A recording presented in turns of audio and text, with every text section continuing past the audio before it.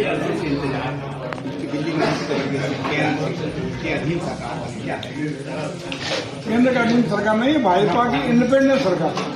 27 सालों के बाद दिल्ली की जनता ने भारतीय जनता पार्टी को अपना आशीर्वाद देकर के आदरणीय मोदी जी के नीतियों पर, उनकी वादों पर, उनकी गारंटी पर अपना विश्वास व्यक्त करते हुए प्रचंड बहुमत देकर के सरकार बनाने का काम किया है। दिल्ली की जनता को बहुत बहुत बधाई, बहुत बहुत शुभकामनाएं और बहुत बहुत धन्यवाद। उत्तर प्रदेश में मिल्कीपुर की विधानसभा का भी चुनाव का परिणाम आज आया है। रिकॉर्ड मतों से जैसा संभावना थी, हम लोग जीत करके वहां भी प्रचंड बहुमत से भारतीय जनता पार्टी के पश्चिम परिणाम आया है। मिल्कीपुर की जनता को बहुत बहुत बधाई भी और बहुत बहुत धन्यवाद भी। उन्होंने आदरणीय योगी जी के ऊपर विश्वास करते हुए भारतीय जनता पार्टी के प्रत्याशी को अपना आशीर्वाद देने का काम किया है। उन्हें भी बहुत बहुत धन्यवाद, बधाई। पहली बार हुआ है कि विपक्ष ईवीएम पर सवाल उठाता है, इस बार ईवीएम के साथ साथ चुनाव आयोग पर सवाल उठाने लगे। अब ये हार का ठीकरा कहाँ फोड़े, तो सबसे सस्ता चुनाव आयोग पड़ता है। पहले ईवीएम पे था, अब चुनाव आयोग पे है, और चुनाव आयोग के इर्द गिर्द उनका जब जब हारते हैं तब ठीकरा फोड़ते हैं, और जब जब जीतते हैं तब वो सवाल अंधेरे के छाया में चले जाते हैं। कहीं प्रश्न नहीं लगता। जिन स्टेटों में इनकी सरकार बनती है कोई प्रश्न नहीं लगता, जब हार जाते हैं तो चुनाव आयोग पर ठीकरा फोड़ने का काम करते हैं। आपके सांसद अयोध्या से हार गए थे, बड़ा विपक्ष ने उसका लोकसभा पे प्रचार किया था, और इस बार आपकी पार्टी अयोध्या से बड़े अच्छे मार्जिन से जीत गई है मिल्कीपुर विधानसभा। इससे क्या संदेश है? इससे एक संदेश साफ है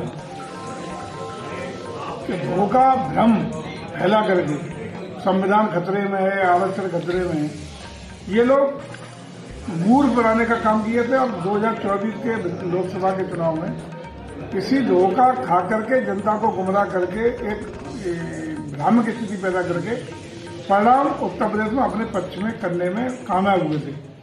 लेकिन काट की अड़िया बार बार नहीं करती है, ये कहावत चर्चा हो गई है।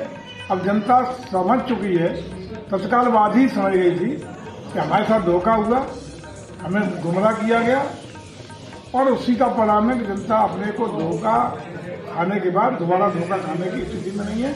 इसलिए उन्होंने विपक्ष को पूरी तरह नकारने का काम कर दिया। मोदी जी महत्वपूर्ण विकास की बात कर रहे थे। 21 किलोमीटर का बाईपास बनाया जा रहा है, उसको नया शहर बसाने की क्या योजनाएं, किस तरीके से क्या खाता तैयार किया गया? लेकिन जो नया बाईपास निकल रहा है वो काफी नया मैनपुरी बसने की स्थितियां पैदा हो गई हैं।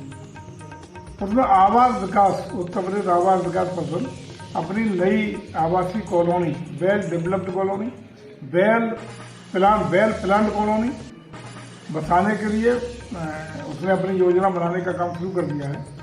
एक नया मैनपुरी, विकसित मैनपुरी बनाने का सपना पूरा होगा, ऐसा मैं मानता हूँ। कितना क्षेत्र होगा ये? अभी उस पर विकसित अभी नहीं हुआ है, प्राइमा फेसी काम शुरू हुआ है। वहाँ के टेक्निकल लोग, इंजीनियर लोग आए हैं, स्थानीय प्रशासन के साथ चर्चा हुई है, स्थान चयन का काम शुरू हुआ है। अभी स्थान जब चयन फाइनल हो जाएगा उसके बाद उसकी रूपरेखा, उसकी व्यापकता, उसका क्षेत्रफल सभी निकल के आएगा। अखिलेश जी ने चुनाव आयोग को व्हाइट कपड़ा देकर कहा कि कप्पन मर गया है चुनाव आयोग, इसको कैसे देखते हैं आप? हारने का ठीकरा फोड़ने के लिए ये सब बहाना है, इसका कोई अर्थ नहीं है। निश्चित रूप से जनता ने जो आदेश दिया उसका सम्मान अखिलेश जी को करना चाहिए।